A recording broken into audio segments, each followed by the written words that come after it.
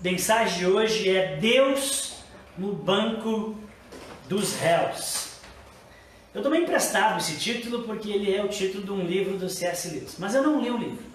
Então eu não sei se o conteúdo na verdade é o mesmo, mas o título eu tomei emprestado, porque é um título bastante interessante. E tem tudo a ver com o que nós vamos estudar e ler agora aqui. Então o tema é esse, Deus no banco dos réus. Estamos chegando ao fim do Evangelho de Marcos, uma exposição que nós temos feito já há um bocadinho de tempo, desde o primeiro capítulo, e agora nós já estamos chegando na reta final desse conhecimento maravilhoso de toda a vida, ministério e obra de Jesus, buscando sentidos e propósitos para a nossa existência a partir da vida de Jesus e do seu ensino. Então eu queria convidar você que está em casa a abrir a sua Bíblia no Evangelho de Marcos, capítulo 14. Evangelho de Marcos, capítulo 14, do versículo 53 ao 65. E depois nós vamos ler do 15, do 1 ao 20. Então nós vamos fazer uma leitura um pouquinho mais longa aqui, ok? Porque eu escolhi essa perícope aqui, essa perícope que aborda, que pega todos os julgamentos que Jesus teve, né? Do momento que ele foi preso até a sua crucificação. Então, se abriu aí, eu queria que você lesse comigo. Vamos lá? Evangelho de Marcos, capítulo 14, versículo 53. Levaram Jesus ao sumo sacerdote, e então se reuniram todos os chefes dos sacerdotes, os líderes religiosos e os mestres da lei. Pedro seguiu de longe até o pátio do sumo sacerdote. Sentando-se ali com os guardas, esquentava-se junto ao fogo. Os chefes dos sacerdotes e todo o sinédrio estavam procurando depoimentos contra Jesus, para que pudessem condená-lo à morte, mas não encontraram nenhum. Muitos testemunharam falsamente contra ele, mas as declarações deles não eram coerentes. Então se levantaram alguns e declararam falsamente contra ele. Nós o ouvimos dizer: destruirei esse templo feito por mãos humanas, em 3 dias construirei outro, não feito por mãos de homens. Mas, nem mesmo assim, o depoimento deles era coerente. Depois o sumo sacerdote levantou-se diante deles e perguntou a Jesus: você não vai responder à acusação que estes fazem sobre você? Mas Jesus permaneceu em silêncio e nada respondeu. Outra vez o sumo sacerdote lhe perguntou: você é o Cristo, o Filho do Deus bendito? Então Jesus respondeu: sou, e vereis o Filho do Homem assentado à direita do Poderoso, vindo com as nuvens do céu. O sumo sacerdote, rasgando as próprias vestes, perguntou: por que precisamos de mais testemunhas? Vocês ouviram a blasfêmia? O que vocês acham? Todos o julgaram digno de morte. Então, alguns começaram a cuspir nele. Vendaram-lhe os olhos e, dando-lhe murros, diziam: profetize. E os guardas o levaram, dando-lhe tapas. Então agora Marcos 15, versículo 1. De manhã bem cedo, os chefes dos sacerdotes, com os líderes religiosos, os mestres da lei e todo o sinédrio, chegaram a uma decisão. Amarrando Jesus, levaram-no e entregaram a Pilatos. Você é o rei dos judeus? Perguntou Pilatos. Tu o dizes, respondeu Jesus. Os chefes dos sacerdotes o acusavam de muitas coisas. Então Pilatos lhe perguntou novamente: você não vai responder? Veja de quantas coisas estão te acusando. Mas Jesus não respondeu nada, e Pilatos ficou impressionado. Por ocasião da festa, era costume soltar um prisioneiro que o povo pedisse. Um homem chamado Barrabás estava na prisão com os rebeldes que haviam cometido assassinato durante uma rebelião. A multidão chegou e pediu a Pilatos que lhe fizesse o que costumava fazer. Isso. 9. Vocês querem que eu solte o rei dos judeus? Perguntou Pilatos. Sabendo que fora por inveja que os chefes dos sacerdotes lhe haviam entregado Jesus. Mas os chefes dos sacerdotes incitaram a multidão a pedir que Pilatos, ao contrário, soltasse Barrabás. Então, que farei com aquele a quem vocês chamam o rei dos judeus? Perguntou-lhe Pilatos. Crucifica-o, gritavam eles. Por quê? Que crime ele cometeu? Perguntou Pilatos. Mas eles gritavam ainda mais, crucifica-o. Desejando agradar a multidão, Pilatos soltou-lhes Barrabás, mandou açoitar Jesus e o entregou para ser crucificado.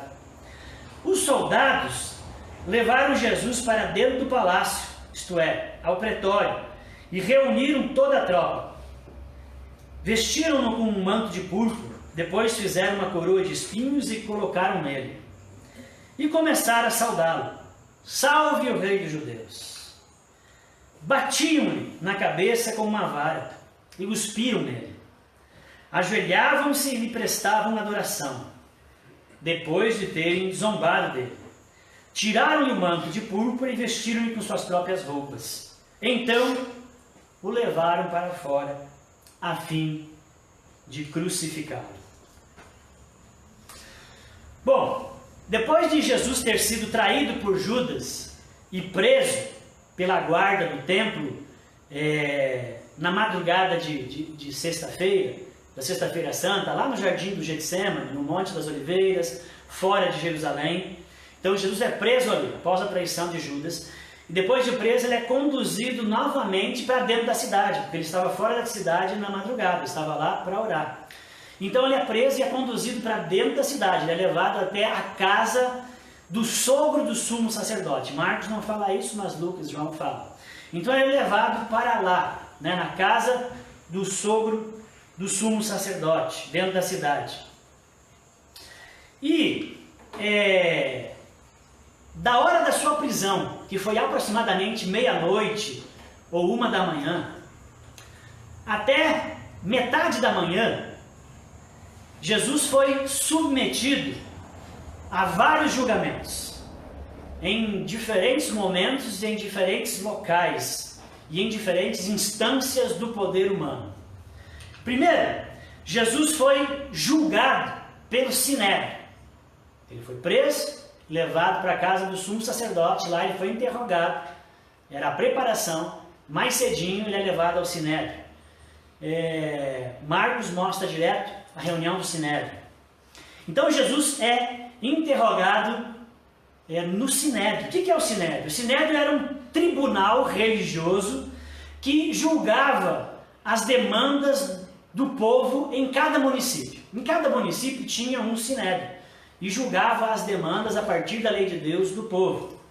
Mas o Sinédrio principal, o Supremo Sinédrio, por assim dizer, a instância maior, o STF, ficava na capital, em Jerusalém, que é onde Jesus está. Então Jesus está sendo julgado pelo STF, pelo Supremo Concílio, pelo Supremo Sinédrio da nação, esse tribunal religioso. Que o texto diz que era composto pelos principais sacerdotes. Quem eram os principais sacerdotes? Existiam centenas de sacerdotes, mas os principais sacerdotes eram todos aqueles que já foram um dia sumo sacerdote, desculpa. O sumo sacerdote era um título e ficava por um tempo. Todo aquele que já foi o sumo sacerdote, agora ele compunha esse conjunto dos principais sacerdotes. Então, os principais sacerdotes eram todos esses ex-sumos sacerdotes, mais o sumo sacerdote do momento, vigente. Além disso, também o Sinédrio era composto pelos anciãos, as pessoas experientes, maduras e influentes na cidade, e pelos escribas, os homens da lei, os versados no conhecimento, os mestres. Diz a tradição que o Sinédrio de Jerusalém era composto por 71 pessoas. Então por isso que Jesus é preso, levado para a casa do sumo sacerdote, porque eles estão enrolando. Eles precisam acordar e chamar todas as pessoas do Sinédrio, e eles precisam ter um determinado número para que aquela reunião seja válida. Então eles estão enrolando, estão perguntando e tentando achar provas de Jesus. Então isso que está acontecendo. Estão ganhando tempo nesse interrogatório que estão fazendo com Jesus na casa do sumo sacerdote, do sogro do sumo sacerdote. E depois vão apresentar essas perguntas no Sinédrio, que é o que aconteceu. Então o versículo 55 diz que eles estão ali para achar provas que sejam convincentes, porque eles precisam apresentar essas provas depois para o governador romano, para Pilatos. O Sinédrio, por que eles precisavam reunir provas? Porque eles queriam Jesus morto. Eles já tinham isso, eles já vêm anunciando que eles queriam matar Jesus desde lá do início do Evangelho, quando Jesus se levanta. Essa turma não gostava de Jesus, via em Jesus uma ameaça para a posição que eles tinham. Então, mas eles não tinham mais a autoridade de tirar a vida de ninguém. O Sinédrio só podia disciplinar ou castigar alguém. Essa era a autoridade que eles tinham. Mas aplicar a pena capital, de tirar a vida de alguém, eles não podiam fazer isso. Só o representante romano poderia fazer isso. Então eles estavam reunindo provas para levar para o representante romano, que é Pilatos, e pedir que ele aplicasse a pena capital, porque era isso que eles queriam. Então, e por que existia isso? Para Roma era uma medida protetiva ao Império Romano, tirar das nações vassalas, né, das nações que o Império dominava, o direito de eles aplicarem pena capital, porque senão essas nações poderiam eliminar os apoiadores nativos do Império Romano, e o Império Romano perdeu seus contatos dentro da nação. Então eles não permitiam que as nações dominadas pelo Império aplicassem pena capital, só eles podiam aplicar a pena capital. Então, no versículo 55 ao 58, nós vemos ali falsas acusações, falsas tentativas de achar algo para justificar essa penalidade que o Sinédrio queria aplicar sobre Jesus. Mas o texto nos diz que nada foi convincente, o que as testemunhas falavam não era forte o suficiente, mesmo aquelas que apresentavam mentiras falsas, todo mundo estava percebendo que não era suficiente, não era coerente, não convencia. Enquanto tudo isso, Jesus estava calado, só ouvindo as acusações e as mentiras, e nada dizia. Então, no versículo 60 e 61, desesperado, o sumo sacerdote, que é o líder do Sinédrio, o líder maior, desesperado que eles conseguiram prender Jesus, mas eles não estão conseguindo reunir as provas necessárias. Então, desesperado, ele parte para fazer as perguntas. Ele vai agora interpelar Jesus. E ele começa a falar para Jesus: você não vai se defender das acusações que estão fazendo para você? Porque ele queria tirar das palavras de Jesus algo que Jesus se condenasse. E aí então Jesus continua quieto e ele faz mais uma pergunta: tu és o Cristo, o Filho do Deus bendito? Então nesse momento, o versículo 62 diz que Jesus rompe o silêncio. E Jesus diz para ele, em alto e bom som, claro, com legenda, close cap, tinha tudo. Jesus diz para ele: eu sou o Filho do Deus bendito. E vereis o Filho do Homem assentado à direita do Deus Todo-Poderoso, vindo nas nuvens do céu. Quando Jesus disse isso, o sumo sacerdote enlouqueceu, enfureceu, rasgou as suas roupas, porque isso era um sinal de horror diante de uma possível blasfêmia, e ele fez isso. E depois todo mundo virou um tendel, gente, virou uma bagunça aquele tribunal, aquela reunião que estava julgando Jesus, porque todo mundo enlouqueceu com a declaração que Jesus estava dando. E o sumo sacerdote disse: está aí, blasfêmia, essa é a prova, todos ouviram, blasfêmia. E o versículo 65 diz então que todos passaram a agredir Jesus. Ele não tinha ninguém por ele ali. Todos passaram a chutar, bater, cuspir, zombar, brincar até de caba cega, né? Botaram uma faixa na cara dele, dava tapão no vidro e perguntava: e aí, quem te bateu? Você não é o Deus Todo-Poderoso? Diz para nós. Jesus estava ali sendo ridicularizado, humilhado, sofrendo. Isso aconteceu nesse julgamento, da 1 da manhã até de manhãzinha bem cedo, porque o governador romano, em determinados dias da semana, ele julgava as causas que precisavam do seu julgamento das 6 da manhã até as 9 da manhã, alguns dizem das 6 ao meio-dia, que era o horário que Pilatos destinava para fazer as demandas que precisavam dele, das suas decisões. Então, depois desse julgamento, então agora Jesus passa para o julgamento de Herodes. Jesus é levado até Pilatos, que nós lemos no texto de Marcos. Mas Marcos não fala, Marcos é mais sucinto, Marcos não fala de um outro julgamento, que é o julgamento do rei Herodes. Jesus é levado até Pilatos. E lá Jesus descobre que Jesus é galileu. Então Pilatos, que não queria julgar Jesus, ele diz, vou te mandar para o rei da Galileia, para o representante, para o representante do teu povo, que pode te julgar. Né? E mandou Jesus para lá, porque Herodes estava em Jerusalém naquele dia. E então Jesus vai até Herodes. Só Lucas fala desse julgamento, só o Evangelho de Lucas fala desse julgamento de Jesus por Herodes. Então Herodes, ele era um rei. O Império Romano dividiu a região da Judeia, a região de Israel, em 4 regiões, chamadas então de tetrarquia, em 4 regiões. E a Galileia era uma delas, e Herodes governava, foram vários Herodes, Herodes era um título, e aí tinha outro nome. Então Herodes estava governando ali a Galileia e Jesus foi até ele. E agora Herodes não estava na Galileia, mas na Judeia, em Jerusalém, por causa da festa da Páscoa. É a grande festividade que está acontecendo em Jerusalém, nesse momento que estão prendendo Jesus. E Herodes estava lá. Então quando Jesus chega até ele, levado pelos soldados romanos, e vai todo o sinédrio junto, cheio de raiva, levando as suas acusações, Herodes disse que ficou muito feliz, porque Herodes já tinha ouvido falar das histórias de Jesus e queria muito conhecê-lo. Então agora Jesus estava diante dele. E o texto diz que Herodes não estava muito preocupado com o ser humano Jesus, com a pessoa que estava diante dele. O que Herodes queria era ver um milagre. O sinédrio estava ali para fazer uma acusação. E Herodes queria ser entretido. Herodes não estava nem aí para Jesus. Ele chegou dizendo, Jesus, ouvi falar muito bem de você, você faz milagres, coisas fantásticas, faz um milagre para mim aí hoje, faz um milagre aqui, eu quero ver. Ele queria show, entretenimento, ele estava pensando nele e não estava dando a mínima para Jesus. Jesus repetiu o que aconteceu no sinédrio, o que aconteceu também com Pilatos. Jesus ficou quieto, não fez sinal nenhum, não teve milagre e não se defendeu das suas acusações. Vendo isso, Herodes também se indigna e passa a humilhar, bater ele os guardas, zombar de Jesus, se ajoelhar diante dele, tirar onda, né, a respeito das acusações. E dispensa ele e manda ele de volta para Pilatos. Então, ele foi também humilhado ali diante de Herodes e volta para Pilatos, que é então o terceiro julgamento que Jesus passa naquele período.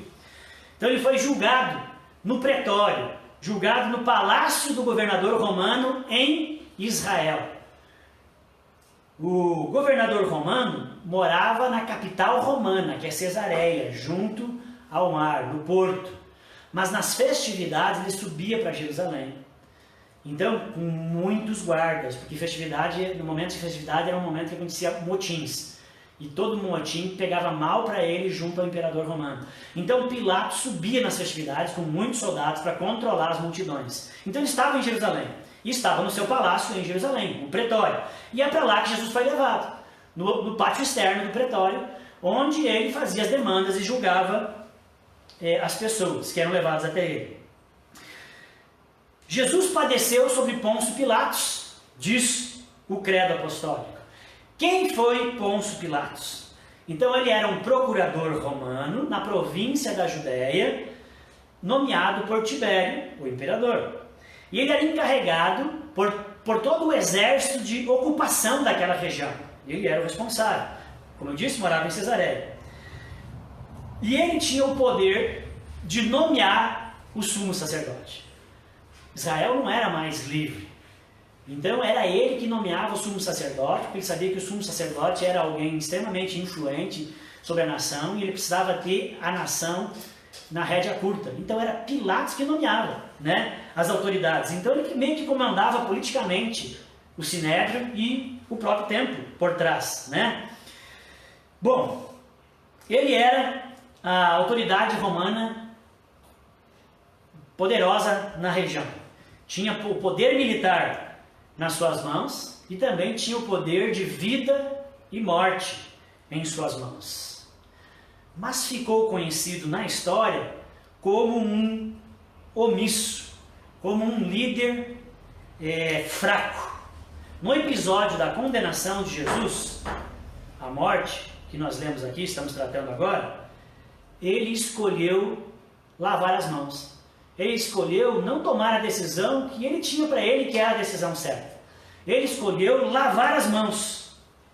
O Sinédrio, onde Jesus foi julgado, foi corrupto, foi desleal, injusto e ciumento.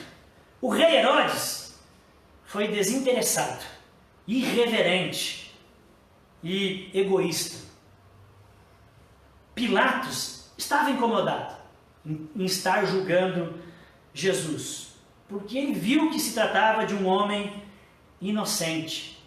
Veja o capítulo 15 que nós lemos, versículo 10. Ele viu que Jesus era inocente, mas ele preferiu ouvir a multidão e cruelmente mandou açoitar Jesus e depois crucificá-lo na cruz.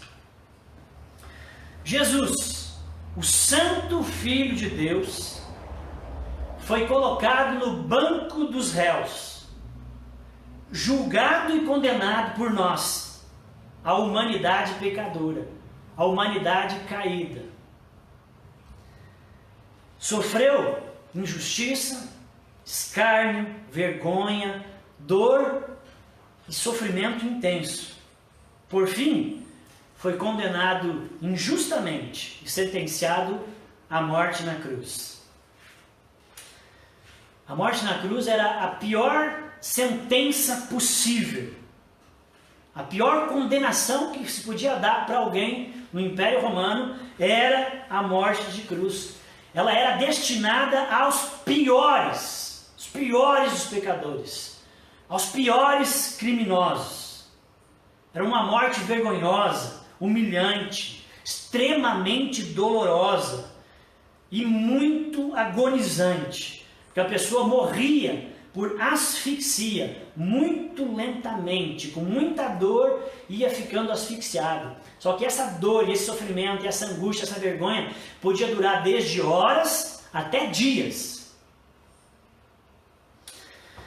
Eu quero ressaltar aqui para vocês 3 pontos desse momento. 3 pontos desse momento que, sem dúvida, entre muitos que já existiram, para mim, foi o mais triste episódio da história humana. E eu quero destacar 3 pontos aqui para você. O primeiro ponto é: o julgamento humano estava errado. O julgamento dos homens estava errado. Versículo 62, que nós lemos, ali no capítulo 14, diz que Jesus confirmou a acusação do sumo sacerdote, perguntando se ele era o filho, se ele era o Messias, o filho de Deus bendito. E o versículo 62, Jesus confirma, ele disse: eu sou o Cristo, o filho do Deus bendito, e eu me assentarei à destra dele, todos vocês verão isso, quando eu vier em poder para julgar. Nesse momento, Jesus quebra o silêncio e revela a sua identidade de forma muito clara a todos, como eu falei. Porque em vários outros momentos, em nenhum momento ficou tão claro, publicamente, que Jesus era o Messias. Quando os demônios falavam, Jesus silenciava os demônios. Quando, enfim, caiu a ficha e os discípulos perceberam, foi num momento particular. Quando se dava alguma deixa, Jesus não era tão claro, porque não era o momento da revelação de que ele era o Messias, o Filho de Deus, o próprio Deus que veio até nós. Então, Jesus evitava. Mas nesse momento ele assume, porque esse momento era o momento de quebrar o silêncio. Era o momento de revelar essa verdade tão central. O tempo do segredo tinha chegado ao fim e era o momento de falar. E depois que ele fala, então, no versículo 64, o sumo sacerdote diz que foi blasfêmia. O acusa de blasfêmia. Olha só, a acusação de blasfêmia não foi porque Jesus disse que ele era o Messias. O Messias era alguém que a nação, há décadas e séculos, esperava que viria para libertar. Seria o grande libertador. Mas a blasfêmia não estava em Jesus dizer que ele era o Messias, porque ele podia estar apenas mentindo ou enganando. A blasfêmia não estava em ele dizer que ele era o Messias. Mas conforme o Evangelho de João, capítulo 19, versículo 7, o sumo sacerdote diz que era blasfêmia porque Jesus igualou-se ao Deus Todo-Poderoso quando disse que era igual, estava sentado no trono ao lado do Deus Todo-Poderoso. Ele era um igual, de equivalência ao Deus Todo-Poderoso, e que tomou para si também o título de Filho do Deus bendito. Isso é que caracterizou a blasfêmia para o sumo sacerdote. E seria mesmo blasfêmia se isso fosse uma mentira. Mas a ironia é que era verdade. A ironia é que era de fato, Jesus era o Messias e o Filho do Deus Todo-Poderoso, o Filho do Deus bendito. Quando Jesus diz que voltaria sobre as nuvens, no versículo 62, ele estava dizendo: eu não sou só o Messias esperado, eu sou também o Redentor da humanidade, eu sou o juiz de todo o universo. Quando ele fala isso, ele está pensando em Daniel capítulo 7, versículo 13. Ele está dizendo e se identificando com o juiz escatológico, aquele que viria no fim da história, para julgar todas as pessoas e todas as nações. A ironia do julgamento humano, ao colocar Deus no banco dos réus, está no paradoxo, está na enorme inversão que estava acontecendo naquele momento. O reto juiz do universo, o juiz sobre o mundo inteiro, o juiz escatológico, está sentado no banco dos réus, enquanto é julgado pelo mundo corrupto. Ele deveria estar na cadeira de juiz, e nós, a humanidade, no banco dos réus, algemados. O julgamento humano sobre Jesus estava completamente errado e continua errado na mente de uma grande quantidade de pessoas até hoje. Jesus de fato é o Salvador do mundo, como diz 1 João 4,14. Ele é o Salvador do mundo. Jesus é o Cristo, o Filho do Deus bendito, o juiz sobre toda a terra, o único caminho possível de retorno para Deus. João 14,6. Agora, quando Jesus foi levado até Pilatos, a acusação apresentada para Pilatos, a acusação apresentada no Sinédrio, era de cunho religioso, que ele blasfemou porque disse que era o Filho de Deus ou o próprio Deus. Agora, quando eles vão até Pilatos, eles levam uma outra acusação, não uma acusação de natureza religiosa. A acusação, conforme Lucas capítulo 23, versículo 2, é que Jesus estava subvertendo a ordem pública e causando um motim, uma revolta contra o Império Romano. Jesus não podia permanecer vivo porque ele estava atrapalhando o Império Romano, subvertendo a ordem pública, agitando o povo, declarando-se um rei e falando-se sobre o seu reino, quando existia já o Império Romano. Para Pilatos não interessava nada se Jesus se dizia Deus. Pilatos é romano, ele tem milhares de deuses. Mas uma pessoa surgir e dizer que é um semideus, para ele isso não era problema. Então essa acusação não colava e não era bom para Pilatos. Mas era de seu interesse, para Pilatos, era do seu interesse sufocar as revoltas. Era do seu interesse atuar contra toda e qualquer insurgência contra o império. E por isso que o Sinédrio leva esse tipo de acusação, e por isso que Pilatos vai perguntar para Jesus em Marcos capítulo 15, versículo 2. És tu o rei dos judeus? Porque é isso aí que teus amigos, aí, os teus patrícios estão dizendo. És tu o rei dos judeus? Marcos não registra uma resposta. Apenas a evasiva que Jesus disse, tu o dizes. E depois não fala mais a respeito disso. Mas o Evangelho de João, capítulo 18, versículo 36, Jesus responde, depois dessa pergunta, tu és o rei dos judeus? Jesus responde então para Pilatos, assim como respondeu afirmativamente de maneira clara, agora Jesus também responde de maneira clara para Pilatos. Quando Pilatos pergunta para ele se é o rei dos judeus, Jesus diz, eu sou o rei dos judeus sim, mas o meu reino não é desse mundo. É tranquilo, o meu reino não é desse mundo. O meu reino, a minha maneira de reinar, é uma outra forma de reino que esse mundo não conhece. E Pilatos então, mesmo Jesus dando essa resposta, Pilatos não deu importância. Pilatos não julgou que Jesus era perigoso para o Império Romano. Não julgou que Jesus fosse uma ameaça. Quando muito, talvez ele achou que Jesus fosse um doido, um maluco, um sonhador. Ou, quando muito, um criminoso comum, que não deve ter feito lá grandes coisas, mas esse pessoal está com os ciúmes danados dele.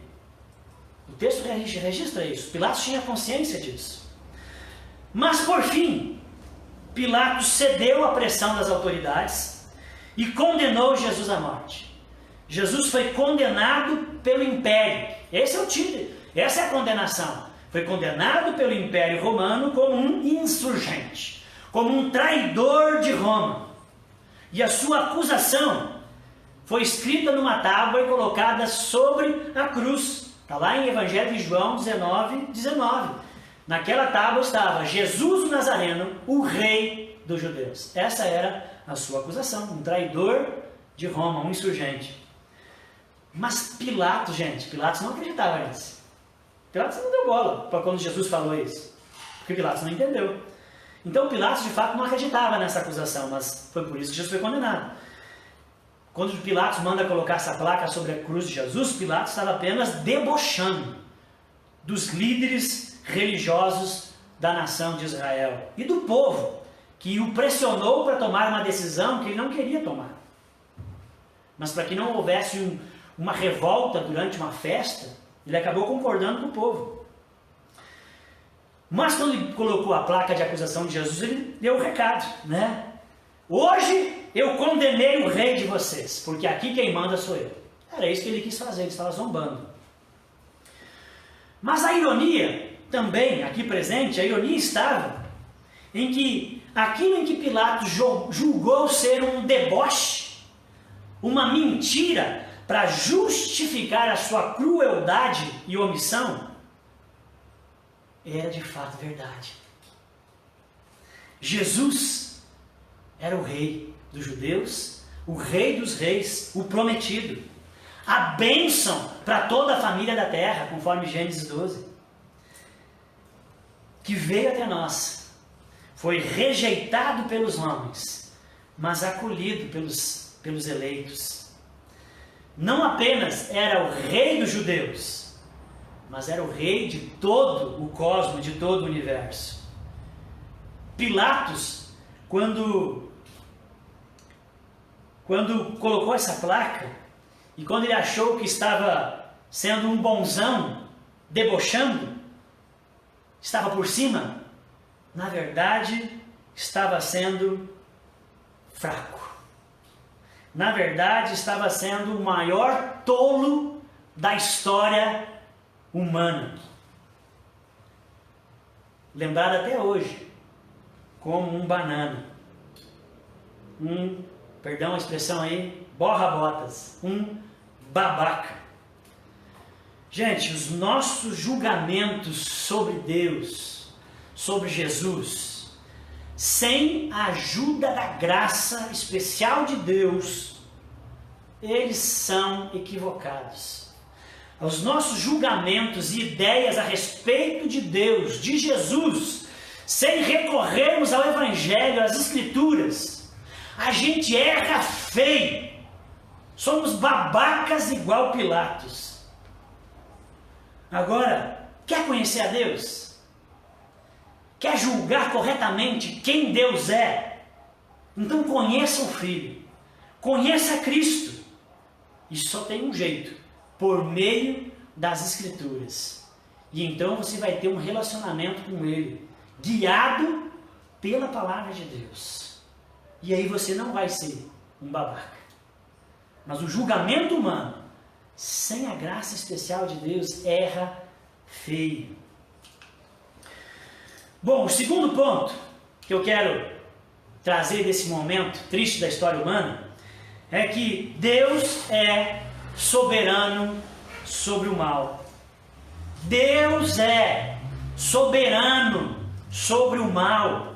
Os acontecimentos da Sexta-feira Santa, tudo que aconteceu com Jesus, pode parecer que o mal triunfou na história.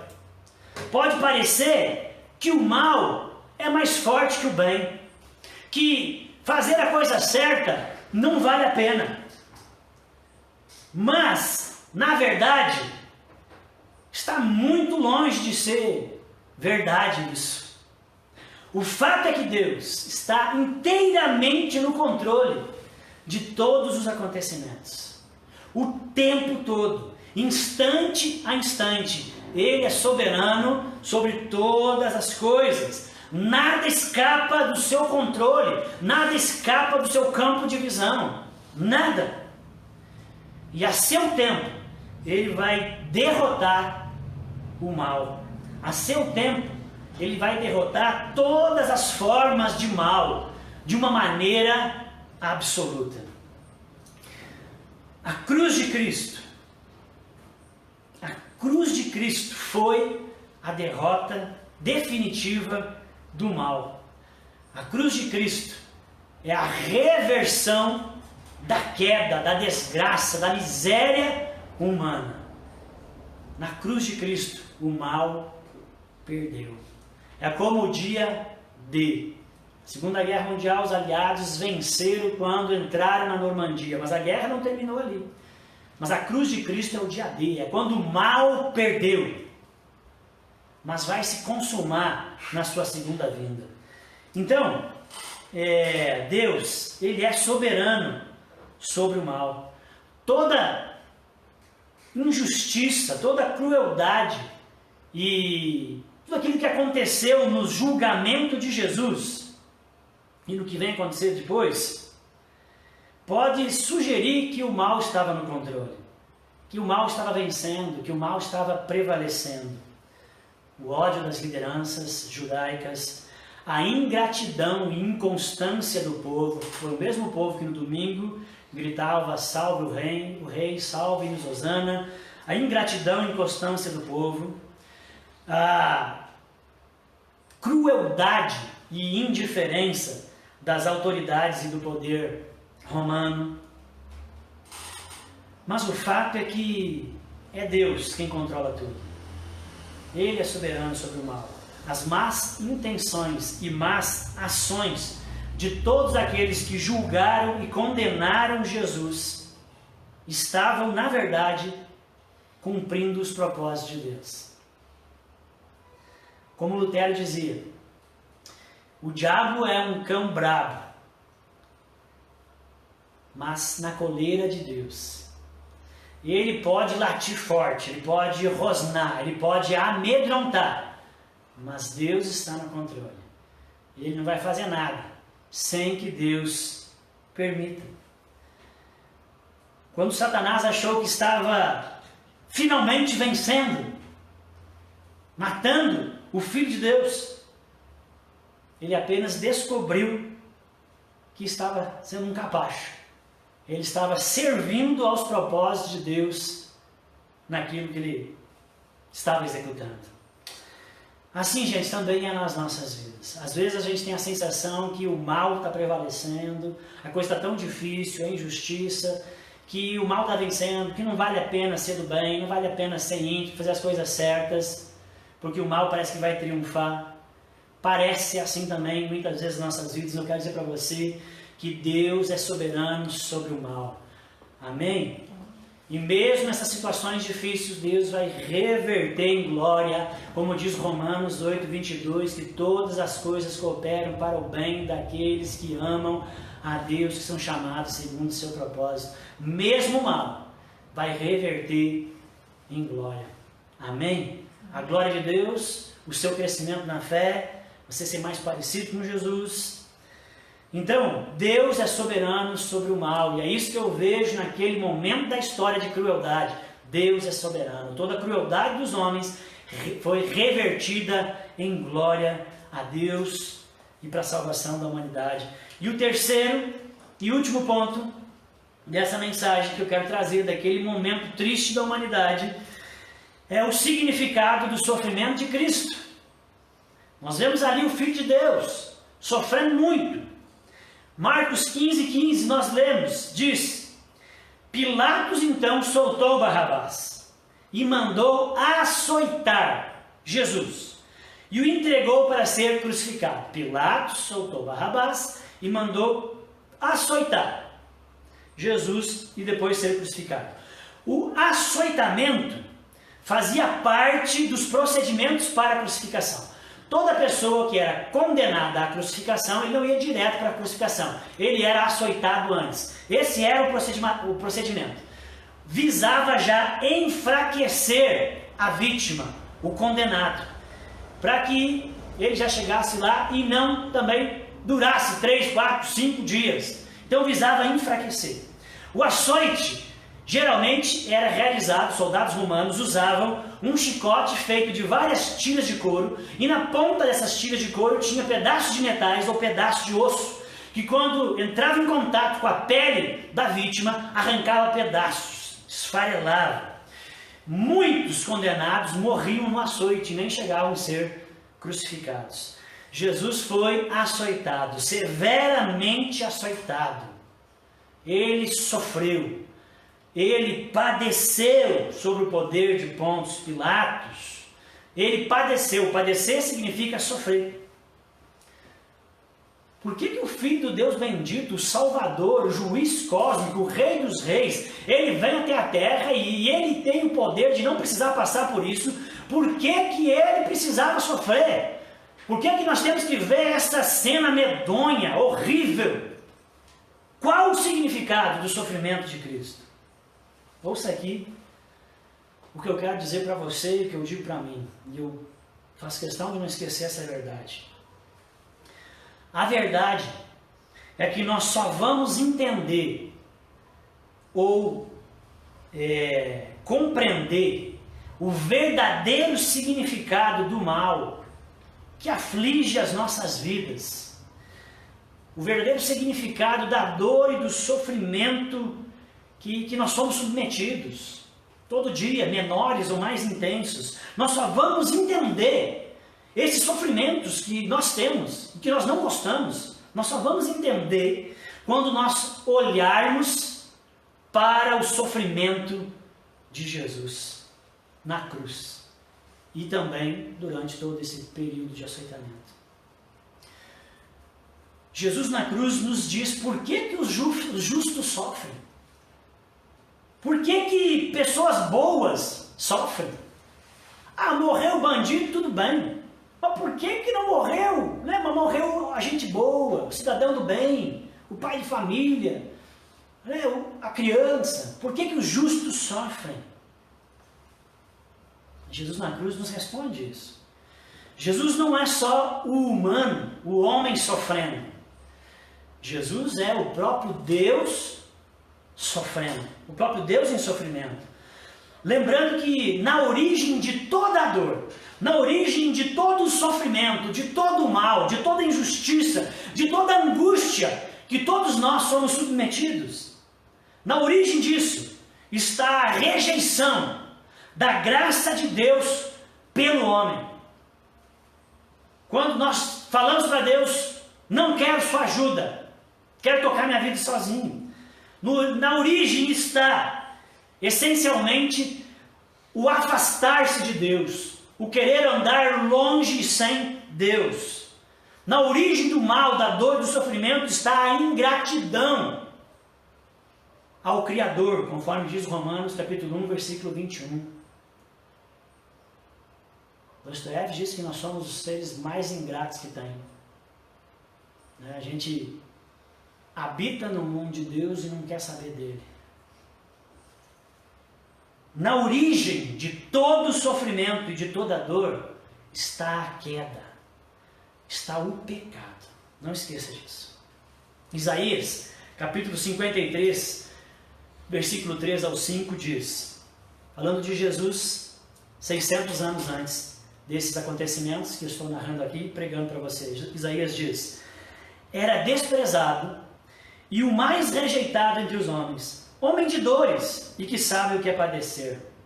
E como de quem os homens escondem o rosto, era desprezado. E dele não fizemos caso. Certamente ele tomou sobre si as nossas enfermidades, e as nossas dores ele levou sobre si.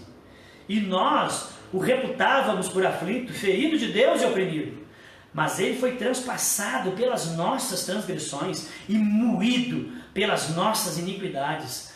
O castigo que nos traz a paz estava sobre ele, e pelas suas pisaduras fomos sarados.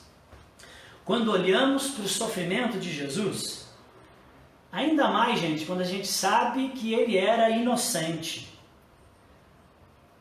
nos dá um desconforto, não dá? Olhar para Jesus, saber quem ele é, a sua inocência, e ver o que ele está sofrendo, nos dá um desconforto, um mal-estar. Porque lá no fundo, nós sabemos que é a nossa culpa. Nós é que merecíamos esse castigo, essa penalidade.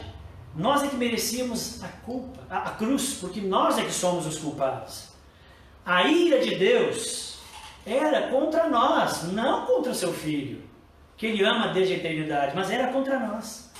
Mas ele tomou o nosso lugar. Ele tomou a nossa dor para si. Então o sofrimento de Cristo, ele é um espelho. Nós olhamos para o terrível sofrimento de Jesus e vemos a nós. Eu acho que você não é diferente de mim. Nós vivemos a reclamar das nossas dores.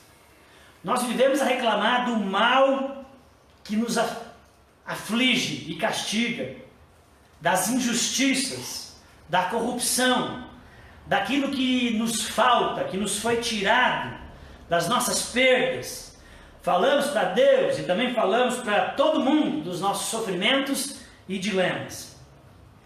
Mas, via de regra, nós costumamos olhar para nós mesmos com bons olhos, com piedade, com misericórdia, não é?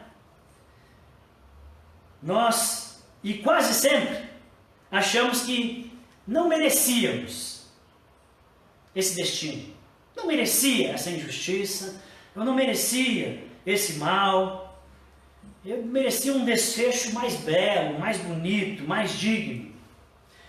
Normalmente é por mais ou menos assim que nós pensamos. E porque nós olhamos com bons olhos para nós, acreditamos que nós não merecemos o sofrimento. Nós não merecemos a dor, não merecemos a perda, a injustiça. Afinal, somos boas pessoas, somos bons cidadãos, pessoas do bem. Mas quando que, na verdade, o nosso coração está cheio de mágoa, o nosso coração está cheio de raiva, o nosso coração está cheio de desconfiança, cheio de revolta, cheio de ingratidão, de orgulho, individualismo, egoísmo. Ok, Mas nós não queremos pensar nisso. Nós queremos olhar para nós. Nós não queremos olhar para nós. O fato é que muitos acham que estão buscando a Deus. Muitas pessoas acham que estão buscando a Deus. Mas na verdade, elas estão fugindo de Deus, porque não querem olhar para si. Então elas estão fugindo de Deus. Como diz Romanos capítulo 3, versículo 10 e 11, que os meninos lá em casa decoraram essa semana. Não há justo, nenhum sequer. Não há quem entenda, não há quem busque a Deus. Não há quem busque a Deus. Não há nenhum justo. Não há nenhum mocinho aí nesse negócio. Não há. Nós achamos que estamos buscando a Deus, mas na verdade nós estamos fugindo de Deus. E se escondendo atrás de arbustos. Como Adão e Eva, depois que pecaram, também passaram a fugir de Deus e se esconderam atrás do arbusto. Nós estamos se escondendo atrás do arbusto da moralidade. Porque achamos que somos pessoas corretas, do bem, ajudamos o próximo. Então, estou bem na foto com Deus, né? Então nós nos escondemos. Através das nossas boas ações, Deus não precisa mexer no porão, nas trevas do coração, no coração peludo. Mas nós se escondemos atrás do arbusto da moralidade, do arbusto da piedade, né? Você é uma pessoa que pratica, né, princípios, hábitos, oração, frequenta as reuniões, cultos. Você é uma pessoa piedosa, religiosa, moralista, legalista. Então nós se escondemos atrás desses arbustos, porque não queremos olhar para nós. Nos vemos sempre na posição de vítimas. E por isso que o sofrimento de Cristo é um espelho tão importante. E por isso que o sofrimento de Jesus ele tem um propósito. No sofrimento de Cristo, nós entendemos e vemos a gravidade do nosso pecado. Quando o ser maravilhoso, fabuloso que é Jesus vem à terra, e ele é colocado no banco dos réus e condenado injustamente, e sofre miseravelmente, terrivelmente, eu vejo que os meus pecados são terríveis, porque foram os meus pecados que fizeram ele ter esse destino. Então, no sofrimento de Jesus, eu vejo a gravidade dos meus pecados. Eu paro para fazer aquele exercício que eu não quero fazer. Vemos ali a situação desesperadora da nossa existência. Efésios 2, de 12 a 13, diz: naquele tempo, estáveis sem Cristo, estranhos às alianças da promessa, não tendo esperança e sem Deus no mundo, mas agora em Cristo Jesus, vós que antes estáveis longe, fossem aproximados pelo seu sangue. Quando vemos o Filho de Deus sofrendo a morte na cruz injustamente, então entendemos que o nosso pecado foi muito, muito grande, muito grave. Não esqueça, o mal, as injustiças, a corrupção humana, o ódio, a impiedade, enfim, a miséria e a podridão que vemos e sentimos todos os dias, é porque o homem, que não era nada, era um pó, e que Deus fez um ser digno, rejeitou o Criador e preferiu voltar para o nada, para o vazio. Todo esse mal é porque somos tolos como Pilatos. Mas o sofrimento de Jesus não foi sem propósito, sem significado. Ele nos faz cair em si. Ele nos ajuda a ver que nós por conta não tem jeito, que nós precisamos do Salvador. O castigo que nos traz a paz estava sobre ele, diz Isaías. O seu sofrimento foi a nossa alegria. A sua morte foi a nossa vida. O seu fim foi o nosso recomeço. E eu quero terminar agora aqui essa mensagem contando um testemunho de Brennan Manning. Você já leu algum livro dele? Você conhece esse autor? Ele é autor de alguns livros bem bacanas, bem interessantes de você ler. Por exemplo, O Impostor que Vive em Mim. É um título bem interessante. Um livro muito bom. O outro é O Evangelho Maltrapilho, O Furioso Amor de Deus. Brennan Manning, ele tinha um amigo desde a sua infância. Eram muito amigos, viviam sempre juntos. E eles foram inclusive para a guerra juntos. E uma noite, então, estavam nas trincheiras lá na guerra juntos, conversando sobre a infância, como era bom as atividades, as coisas que eles faziam no Brooklyn, né, eram americanos, e o que eles faziam lá. E nesse momento que eles estavam compartilhando da vida, lembrando as coisas, uma granada cai na trincheira, onde os dois estavam conversando. Nesse momento, Ray, que chama-se Ray Brennan, olha para o Manning, sorri e se joga sobre a granada. A granada explode, seu melhor amigo de infância morre, ele vai embora. E ele vai para o seminário, se torna um padre. E então alguém aconselhou ele nessa caminhada dele dentro do sacerdócio, que ele precisava assumir a identidade ou o nome de um santo. E nesse instante, quando aconselharam e falaram que ele tinha que assumir a identidade de um santo da igreja, ele resolveu que ele assumiria a identidade do santo Ray Brennan, que não era um santo da igreja católica, mas era um santo para ele, um digno homem de Deus, que deu a sua vida pelo amigo. E ele pega o nome do seu amigo e ele passa a se chamar Brennan Manning. Um gesto de amor por aquele que deu a sua vida por ele. Sabe? Jesus, que sofreu tanto. Jesus é aquele que se jogou sobre a bomba. Jesus é aquele que tomou o prejuízo de toda a burrada e coisas que a humanidade praticou. Jesus é aquele que tomou o prejuízo sobre si. Ele absorveu a ira divina e também a ira dos homens, para nos dar vida, para nos dar um recomeço, uma oportunidade. Então eu convido você a honrá-lo, assumindo o nome de cristão e vivendo de maneira digna do nome que você assumiu. Amém? Quero convidar você a fechar os seus olhos para nós orarmos.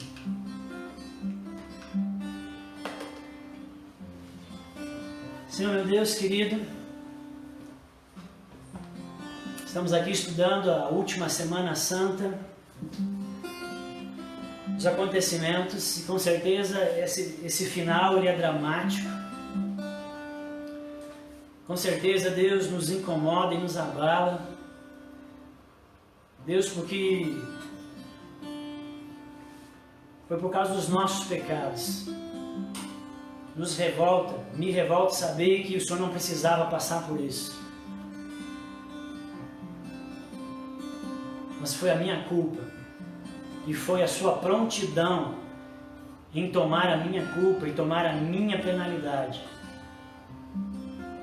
que te levou a fazer o que fez. Foi o seu grande amor de se jogar sobre a bomba para me dar vida, esperança, fé, amor, um recomeço. Deus, o teu sofrimento não foi sem sentido. Está aqui uma comunidade de pessoas que professam o teu nome e que se assumem como cristão, para honrar o Senhor. Agora eu peço a Ti, Espírito Santo de Deus, que nos dê força, que nos ajude a honrar esse nome maravilhoso, esse Deus fantástico que se entregou por nós na cruz, graciosamente, porque não merecíamos.